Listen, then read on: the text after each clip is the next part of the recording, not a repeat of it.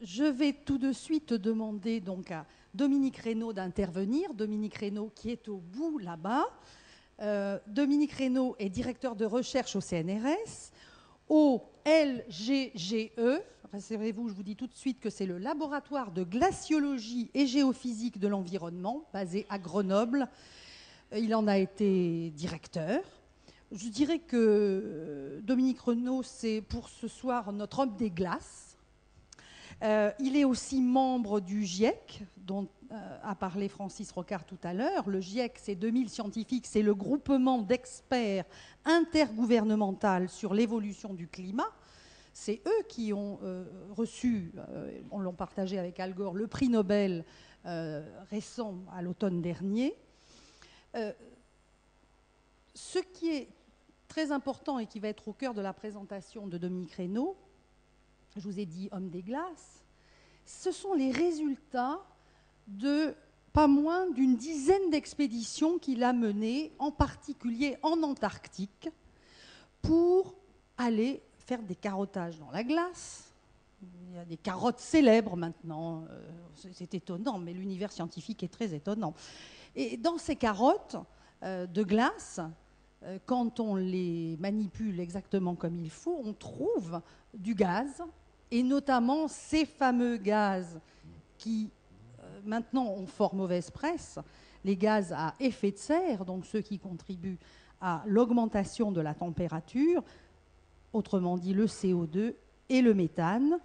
Et Dominique Reynaud m'a dit qu'il voulait insister sur ces deux gaz, montrer comment il avait découvert leurs variations au cours des temps. Et alors là, effectivement, on fait un saut dans le passé. Je ne sais pas jusqu'à quand il va remonter, si ça sera en centaines de milliers d'années ou voire plus. Voilà, alors Dominique, à vous de nous faire une fresque pour démarrer cette table ronde. Merci. Les glaciologues, ils ont toujours trop chaud et s'il n'y a pas de ventilation, ça ne va pas. Donc il faut marcher un petit peu. Difficile de parler après Hubert Reeves, c'est vrai. Hubert Reeves, il y a quand même une petite chose. La planète blanche, pour nous, c'est la planète glace. Ce n'est pas forcément la planète vilaine. Mais j'ai bien aimé l'analogie et certainement la leçon qu'on peut en tirer. Alors c'est vrai, mon domaine, c'est la planète blanche, celle de la glace. Deux, trois petites choses sur ce qu'a dit Dominique, une autre Dominique. C'est pas le travail d'une personne, c'est le travail d'une équipe, de beaucoup de gens en fait. Beaucoup de gens dans le monde. Des glaciologues, il n'y en a pas tellement, mais disons, il y a une interaction très forte entre les glaciologues de tous les pays, depuis longtemps, depuis une trentaine d'années que se fait les carottages en Antarctique ou au Groenland. Ça, c'est la première chose.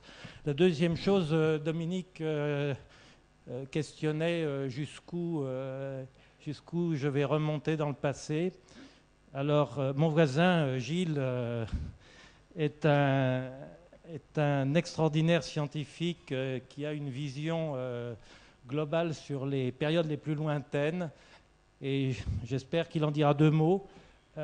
Simplement, il faut savoir une chose, c'est que la Terre, elle a été créée il y a à peu près 4,6 milliards d'années.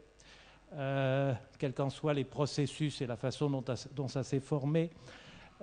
Si vous regardez une courbe de température, je vous montrerai quelques diapos après, mais j'aime mieux parler sans diapos.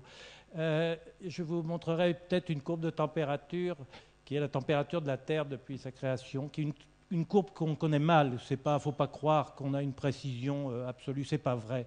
On la connaît mal. En gros, c'est des variations en moyenne, 15, 20, peut-être 30 degrés. Plus on remonte loin dans le passé, moins on en sait.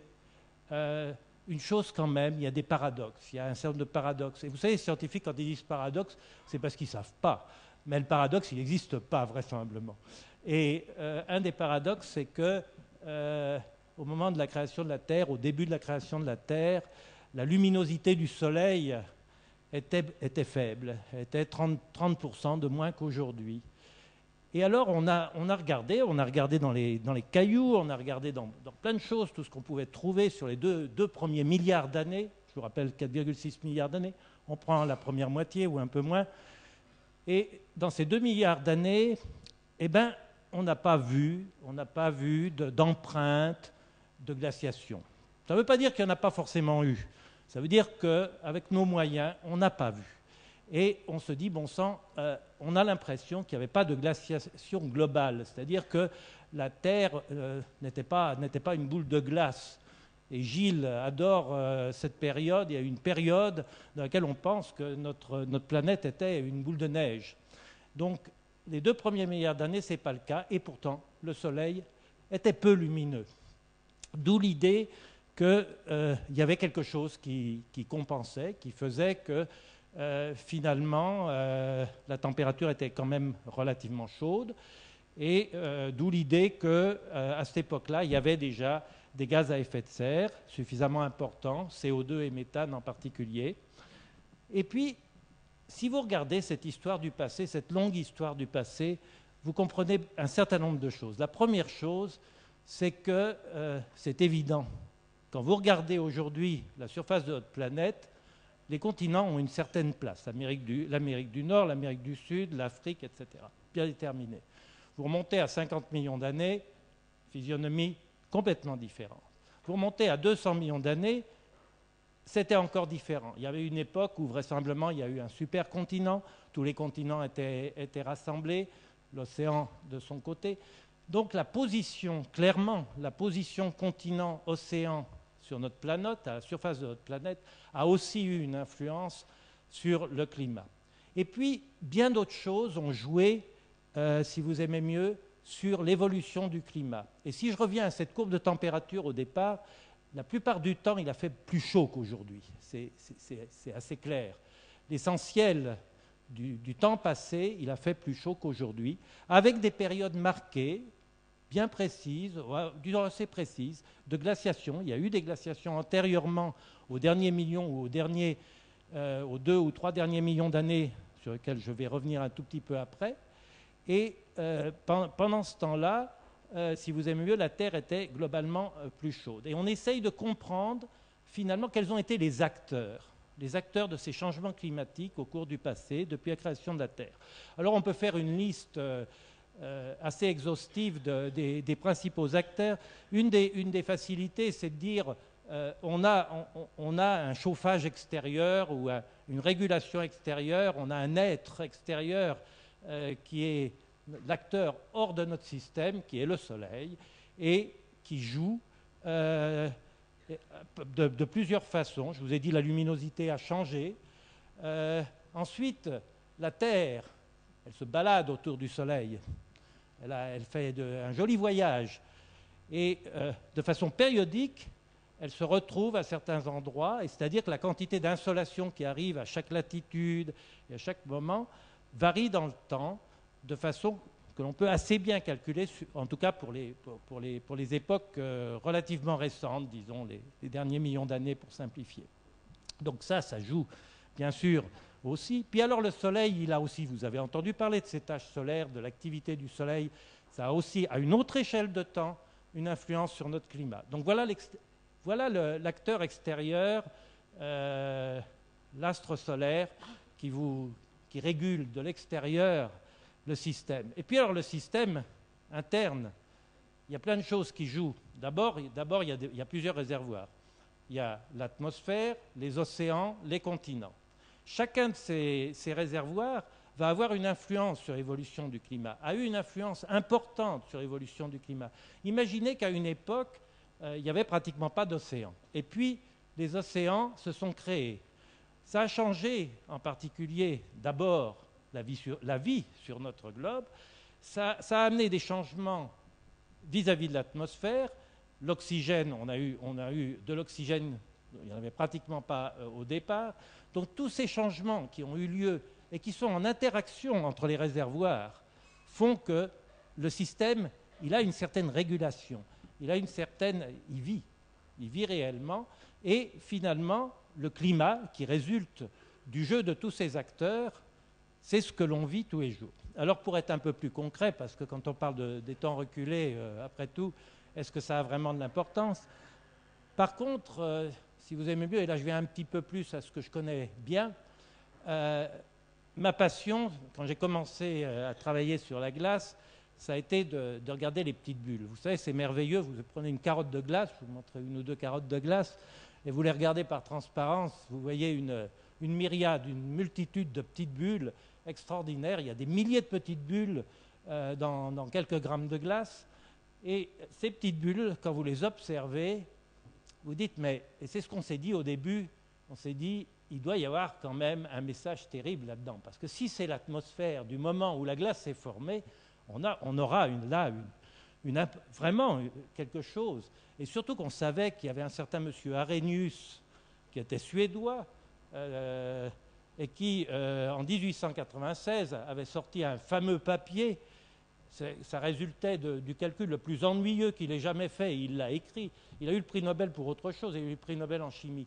Mais quand il a écrit ce papier, parce qu'il voulait démontrer que ce que disaient certains scientifiques, à savoir que les glaciations sur Terre avaient été régulées essentiellement par ce qu'on appelle les variations orbitales, la position de la Terre par rapport au Soleil, etc., il a voulu montrer qu'en fait, vraisemblablement, les gaz à effet de serre avaient de l'importance. Et il a fait un calcul, et en 1896, il a simplement dit, eh bien, on peut expliquer le fait qu'on passait d'un moment de glaciation à une époque de déglaciation en 10 000 ans par une augmentation de la quantité de CO2 de l'atmosphère de l'ordre de 80%. Il a écrit ça. Et il n'y avait aucune... Ensuite, il y a eu un espèce de long silence sur cette histoire-là. On n'a plus beaucoup parlé de ça.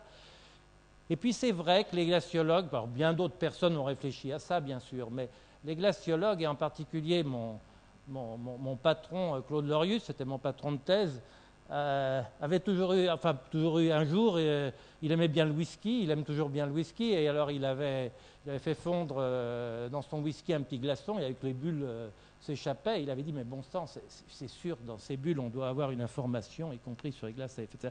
C'est comme ça un petit peu que les choses ont commencé, tout à fait...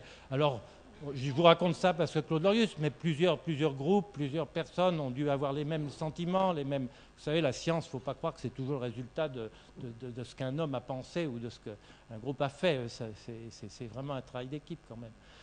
Donc voilà, on a été amené à s'intéresser à ces petites bulles. Et je voudrais simplement vous passer quelques illustrations. Je ne veux pas prendre trop de temps. Là vous voyez une carte de l'Antarctique, là. Et sur cette carte... il y a un certain nombre de points rouges, c'est les endroits où des forages ont été faits, pas tous des forages profonds, pas tous des forages qui remontent loin dans le temps. Mais je voudrais simplement vous en citer, parce que je vais vous montrer quelques résultats.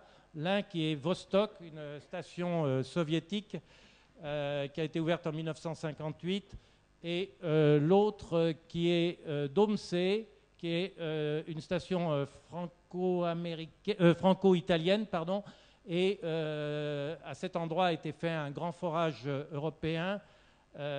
Ces forages, c'est plus de 3000 mètres de profondeur. Les champions, ce sont les Russes qui ont fait plus de 3650 mètres de forage, à un endroit où ils ne savaient pas qu'il y avait un lac. Imaginez qu'à la surface, il fait à peu près moins 60 degrés à la surface. Sous 4 km de glace, il fait quasiment 0 degré. Et en dessous, il y a 1000 mètres d'eau. Il y a un lac. Je ne veux pas vous raconter l'histoire du lac, c'est hors sujet, mais c'est une histoire assez passionnante. Et là, ils ont fait un forage et on a un enregistrement qui fait 400 000 ans.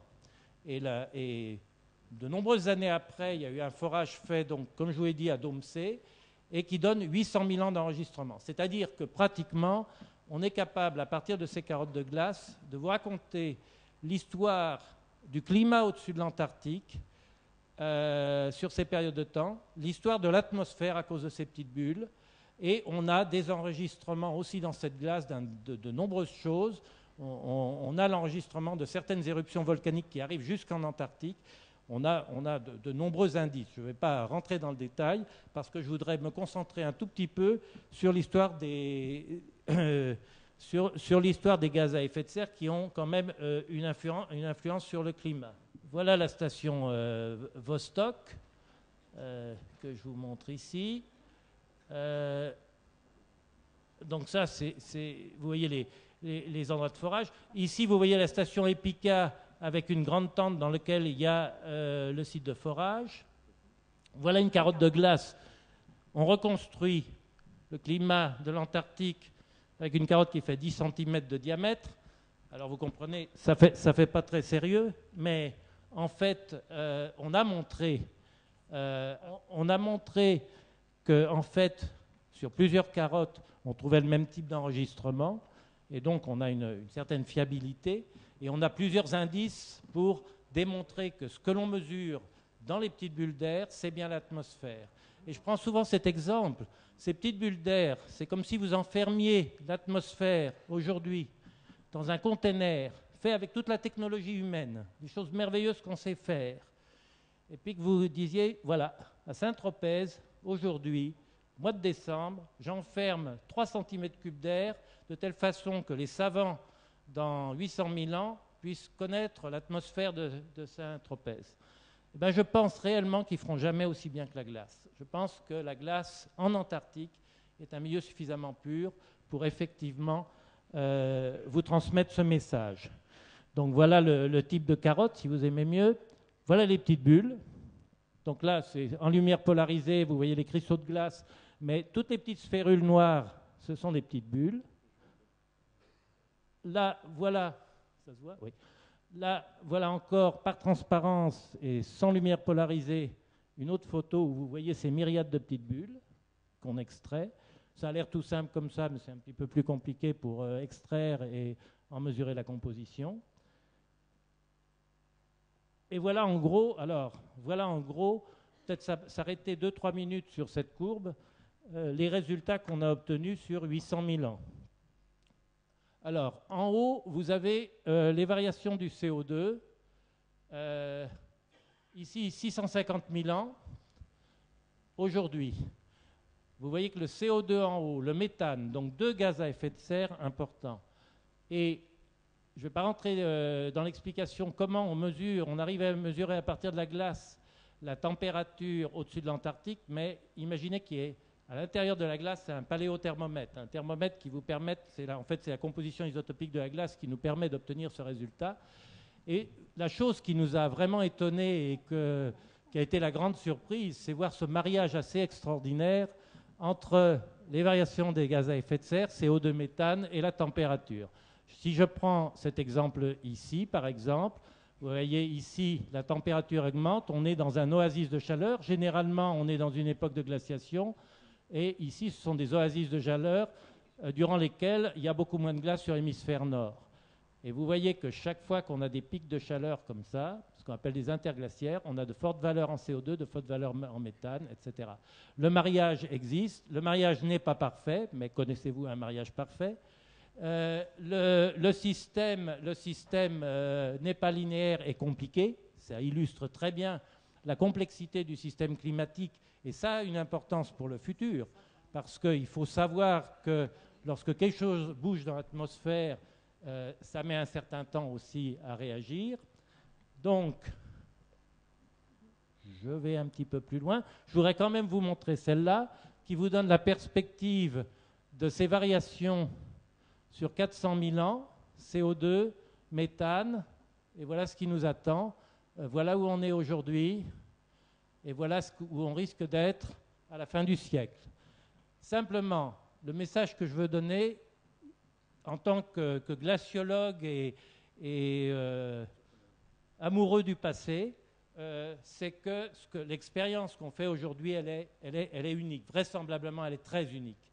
Et je crois que ça, c'est une des meilleures façons de le montrer. Je vais vous montrer encore une dernière chose et j'arrête. C'est pas celle-là parce que... Voilà, c'est ça. Simplement, il faut imaginer qu'il y a 20 000 ans, on était en époque de glaciation. 20 000 ans, c'est ici. Aujourd'hui, on est là, on est dans cette situation pour l'hémisphère nord, l'hémisphère sud, enfin l'Antarctique n'est pas représenté. Regardez la différence de la surface de la Terre. En 2 mots, les conditions de glace dans l'hémisphère nord complètement différentes. Et tout ça, ça résulte d'une variation de 5 degrés en moyenne entre période glaciaire et période interglaciaire. Aujourd'hui, on pense qu'on risque de changer la température moyenne de la Terre en un siècle de plusieurs degrés. Il y a encore une fourchette d'incertitude importante. Ça vous donne quand même une idée des changements, ce que représentent quelques degrés de changement pour la physionomie de la surface de la Terre. Donc c'est un peu mes 2 messages. Le passé vous apprend ce mariage intime entre gaz à effet de serre et climat, met en perspective le futur et les conséquences sur la surface de la Terre, sans parler bien sûr de l'aspect homme et autres dont on reparlera. J'évoquais la passion tout à l'heure. Ben, écoutez, je crois que ça s'est senti, mais en même temps, un décor a été planté qui nous fait chaud dans le dos. Hein. On a vu sur les courbes de CO2, de méthane, la température, on a bien vu la sinusoïde. Après, vous arrivez sur la partie droite, donc, où tout d'un coup, vous représentez une ligne verticale, et vous dites, là, maintenant, on est là-haut. Mais ça me pose un petit problème, une question. Est-ce qu'on est toujours... est-ce que les sinusoïdes en question sont prévus pour perdurer? Est-ce qu'on continuera à monter, à descendre? Vous voyez, tout ce que ça implique. On peut répondre rapidement par 2 choses. Oui, la chose certainement nouvelle, c'est qu'il y a l'homme actuellement qui est en train de faire quelque chose dans l'atmosphère. Donc, il y a un acteur supplémentaire. Oui, il y était, mais peu nombreux et pas avec la même technologie, sans voiture, comme dit mon voisin. Et bon, je crois que l'impact de l'homme était extrêmement faible. Donc, il y a 2 choses qu'il faut bien comprendre. Il y a une variabilité naturelle qui n'a pas été la même à toutes les échelles de temps. On vit aujourd'hui dans un rythme glaciaire, interglaciaire, on est dans un oasis de chaleur, on est dans une époque interglaciaire. Si l'homme n'intervenait pas logiquement dans plusieurs milliers d'années, peut-être dans plusieurs milliers d'années, voire dans 10 ou 20 000 ans, on devrait revenir vers une époque glaciaire.